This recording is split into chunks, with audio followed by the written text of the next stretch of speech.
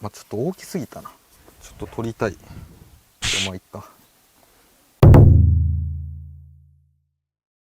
はい、皆さんこんにちは。車の大自然カカカシヌッピーです。今回はこちら、ホルツの超鏡面仕上げ用コンパウンド、ハイグロスコンパウンドという商品ですね。こちらをちょっと使ってみようかなと思います。で、これ何かと言いますと、ピアノブラックパーツの輝きを取り戻すコンパウンドとなっております。特に僕が気になっているのは内装ですね。最近内装にピアノブラックの、パネルがよく使われていて、ああいうとこ結構傷つきやすいんですよ。ちょっと触っただけで、ホコリがね、噛んでると傷ついちゃったりして、光沢が失われるっていうか、なんかちょっと線傷が目立つなっていうことが多かったりするので、この商品を使ってどの程度綺麗になるのかなっていうのを今回試してみたいなと思います。で、金額は1780円でした。で、コンパウンドとクロス、あと磨きシートとスポンジが入ってるみたいです。で、ピラーとかもピアノブラックになってる車、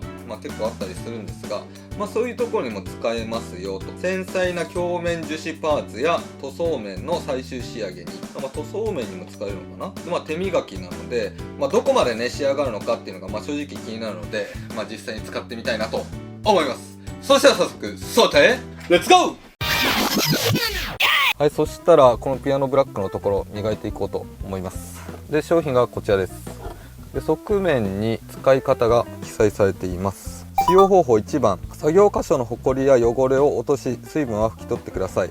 汚れが残っていると傷の原因になります。2番、コンパウンドが作業箇所以外に付着しないようにマスキング別売りをしてください。3番、コンパウンドをよく振ってください。4番、付属の磨きシートをスポンジに巻きつけ、コンパウンドを適量取ります。小豆1粒から2粒程度。5番、作業面に対し縦横と直線的に磨き込んでください。で、6番、マスキングを剥がし、コンパウンドが乾かないうちに付属のクロスでよく拭き取ってください。仕上がりが不十分な場合はもう一度4から6の作業を繰り返してくださいということです。じゃあ実際にちょっとやっていきますか。で、コンパウンドとかが入り込まないようにちょっとした隙間は今マスキングをしました。で、これ比較用で、ここマスキングテープ貼っておいたんですが、実際にどんな感じになっているか近くで見てみましょう。はい、まずはこの辺を磨いていこうと思います。何の傷なのか分かりませんが、結構ね、僕も過去にやったことあるんですが、このピアノブラックのところをハケでねちょっと吐いちゃったりすると、それだけでも傷ついちゃったりします。で、これは何でついたかは分かりません。で、とりあえずこの傷があるのでこれをきれいにしていくと。で、軽くちょっとタオルでやってみます。消えないですね、傷なので。そしたら実際に使っていきます。はい、そしたらまずはスポンジですね。ここにコンパウンドをよく振って、小豆サイズ、ちょろっとコンパウンドをつけました。この辺ですね。いきます。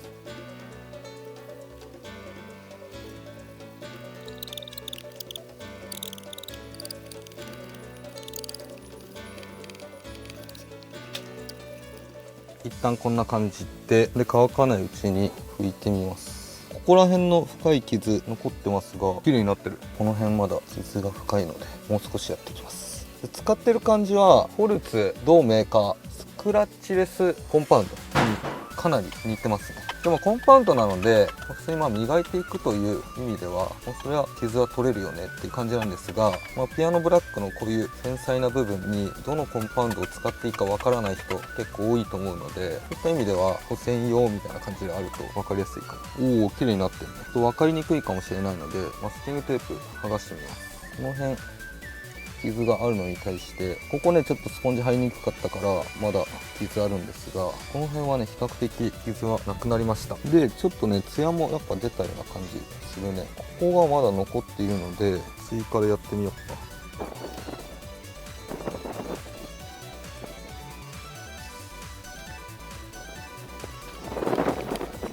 なんかどんどんねコンパウンドがちっちゃくなってってるような感じがしますね。なんかやってるとちょっとキュッキュキュッキュしてくるので、スクラッチレスコンパウンドに使用感はかなり似てる。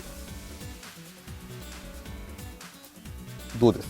N の部分超綺麗になってる。で、こういうピアノブラックのところって結構傷が、引きで見た時気づかないんですが、近くで見るとねかなり目立ったりするので、これね面白いね。こういう専用商品、もちろんねさっき言ったホルツのスクラッチレスコンパウンドだったり、他の超微粒子とかでも綺麗になるとは思うんですが、いいね。やってない部分はこの辺ですね。 N、 さっきまで結構傷あったけどかなり目立たなくなりましたね。ここの左に1箇所あるかなっていうぐらいいいじゃん。そしたらちょっとライトを当ててみようと思います。深い傷は消えて、その後の仕上げがこのピアノブラック難しいんですよ。でこうパッと見綺麗だけどライト当てたらどうなるのかっていうところですね。見てみます。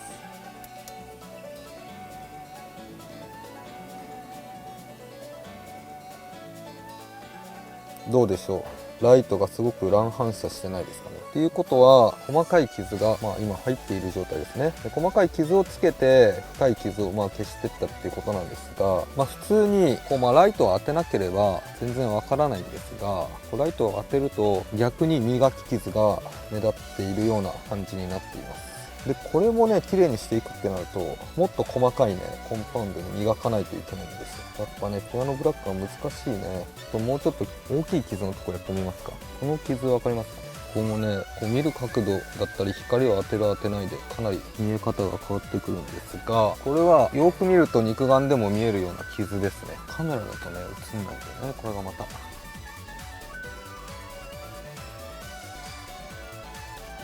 さらっと磨きました。でこれで傷がどうなってるかっていうところなんですが、ほらちょっと細かい傷が目立っちゃったね。で深い傷っていうのは消えてますね。ライト当てるとこの乱反射が若干ね見え隠れするなっていう感じです。そしたらこちらに戻りまして、こいつら傷入ってるの分かりますかね。これね磨いた時の傷です。でこれを、どうするかってなった時、もっとさらに細かいものでどんどん磨いていくつってもピアノブラックは相当厳しいと思うんですよ。あとはなんかコーティング剤とかで埋める。で埋まるのかどうかわからないんですが、コーティング剤、ツヤ出し剤みたいなのを使ってみます。これがねいいかどうかってちょっとわかんないです僕も。これは簡易コーティング剤なんですけど結構ツルツルしてる。見ていきます。そんな変わんないかとちょっと詰まった感じする。もうちょいやってみようか。簡易コーティング剤だからねそんなすごい埋まるっていう感じはあんまないかもしれないんだけど、ちょっと2回ぐらい塗ってみます。で優しく拭いて終わり。もう1回ライト。最初よりかは全然いいけどやっぱ若干ね見えますね。遠目に見たら本当わかんないんですよこのレベルって。遠目に見るとこんな感じですね。めちゃめちゃ綺麗じゃないですか。でこう肉眼でもわかんないです正直、全くわかんないかって言われたら嘘だけどちょっとうっすらぐらいで、傷超入ってるって感じはしません。若干ねこのライトの周りが白っぽい感じが細かい傷なんですが、これはもう本当ライト当ててるから見えるだけであって、僕は普通に遠目で見ても綺麗になったなって思います。逆に磨いてない部品ここにあるんですが、ちょっとつけてみます。このパーツだけね取っといたんですよ。でこれぐらい傷入ってたんですよもともと。けどこの周り見ると綺麗になってるじゃないですか。でさっきはもうほんと極端にこのライト当てて細かい傷入ってるなっていうのを見てましたが、ライト当てると余計にねどっちの方がいいかっていうのは明確だと思います。一応ねなんかライトを当てた時だったり、日がすごい差し込んだ時にあれ綺麗にしたつもりなのになんか違う磨き傷みたいなの入ってそうだなと思う方がもしかしたらねいるかもしれないので、それはこの差っていうだけで十分じゃないですか。はい、そしたら続いてピラーにも使えるみたいなのでここ磨いてみようと思います。最近の車は結構ねピラーがミ塗装樹脂じゃなくて普通に純正でピアノブラックになっているケースとかもあったりするので、どの程度綺麗になるのかやってみようかなといった感じです。で状態は傷みたいなのもちょっと見えるけども、水垢もあるなっていう感じで、それも綺麗になるのかも含めて見ていきたいなといった感じです。で分かりやすく左側だけやってみようと思います。小豆サイズをつけて磨いていきます。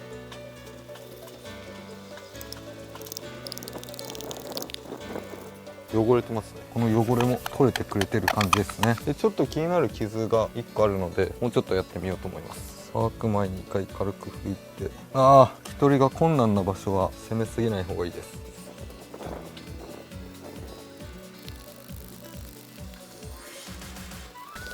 この深い傷きついかな。だいぶ綺麗になったね。ちょっと1箇所下い傷は消えなかったんですが綺麗になっております。一回マスキングテープ剥がしますね。この違い分かりますかね。分からないね。肉眼だと全然違うんだけど、下も剥がしてみますか。これだったら分かるかな。この辺水垢みたいのあると思うんですが、同じようにやったんだけども落ちてますね。で境目がここにあります。で上側の方がやっぱ黒っぽいですよね、この辺が。で右とこの下っていうのはちょっと白っぽいかなって思う。肉眼で見るとね全然違うんですが、こういったピラーとかにも使えますよといった感じです。非常にね使いやすいですね。はい、といった感じで動画の方以上になります。で、今回はこちら、ホルツの鏡面仕上げ用コンパウンドという商品を使ってみました。センターピラーに内装パネルにと、ピアノブラックパーツの輝きを取り戻すという商品なんですが、使ってみた感想としては、綺麗になりました。で、コンパウンドなので、磨いて傷を落としていくという形なんですが、最後にお見せした、ライトを当てると、若干ね、やっぱその磨き傷っていうのは残っております。っていうのも、ピアノブラックのパーツってかなり繊細なんですよ。かなり傷が入りやすいって言ったらあれなんですが、ライトを当てたりすると、そういった傷も見えてくるし、で、これライトないと、その傷見えなかったりするんですよ。だからこれどこまで追い求めるかっていうのは、ポリッシャーに磨いてたりする時も同じなんですよね。環境をすごく、傷の見えやすい環境にすれば、傷は入ってるだろうし、極端な話、顕微鏡みたいなので見たら、そりゃ傷入ってるだろうし、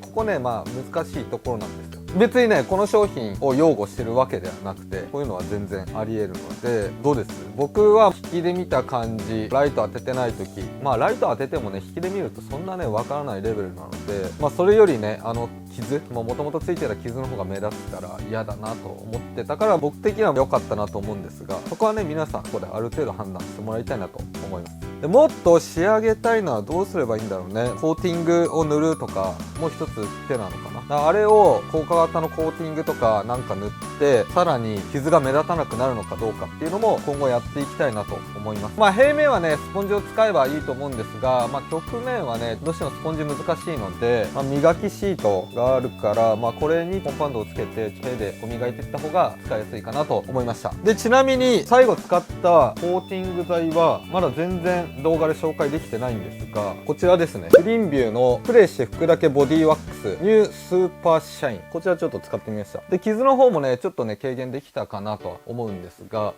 何が一番いいんだろう。ここもね、耐久性も含めていろいろ追い求めていきたいなとは思います。こういったちょっと検証してみてくださいとか、ピアノブラックパーツでちょっと悩んでる方とか、なんか気になってることがある、ぜひコメントいただけたらなと思います。とりあえず気になる方はぜひ購入してみてください。今回はこんな感じで動画の方以上になります。この動画が面白いなと思った方はぜひチャンネル登録と高評価お願いします。それではまた来週。